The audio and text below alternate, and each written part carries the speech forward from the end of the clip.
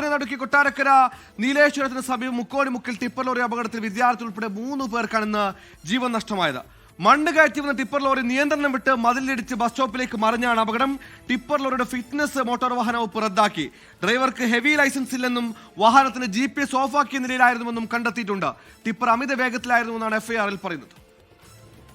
ഇതാണ് ഈ അപകടം വരുത്തിവെച്ച ടിപ്പർ ലോറി.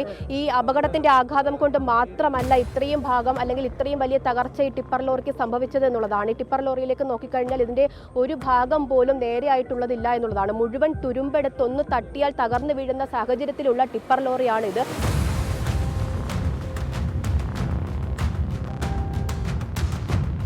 പതിനേഴ് വർഷം പഴക്കമുള്ള ടിപ്പർ ലോറിയുടെ ഭാഗങ്ങൾ പലതും തുരുമ്പെടുത്തു.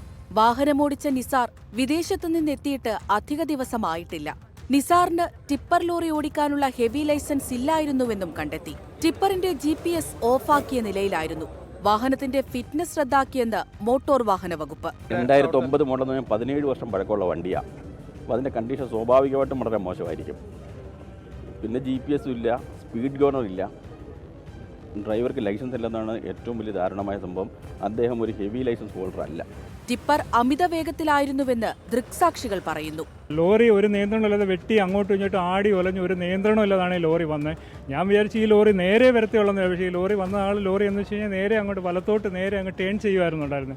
ടേൺ ചെയ്ത് നേരെ പോയി ഈ ബൈക്കിനെ ഇടിച്ച് തെറിപ്പിച്ചിട്ട് ആ മതിലിൽ ഇടിച്ച് ചരിഞ്ഞ് കുട്ടികളുടെ മേളിലാണ് വീണത്. ടിപ്പർ വാഹനങ്ങളുടെ സമയക്രമത്തിൽ മാറ്റം അനിവാര്യമെന്ന് ഗതാഗത commissioner CH Nagaraju.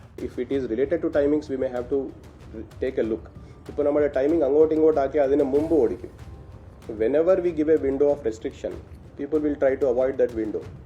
So it is not just about the window, it is about the driving culture. പോലീസും മോട്ടോർ വാഹന വകുപ്പും സംയുക്തമായി പരിശോധനകൾ ശക്തിപ്പെടുത്താനാണ് തീരുമാനം. 24 കൊല്ലം.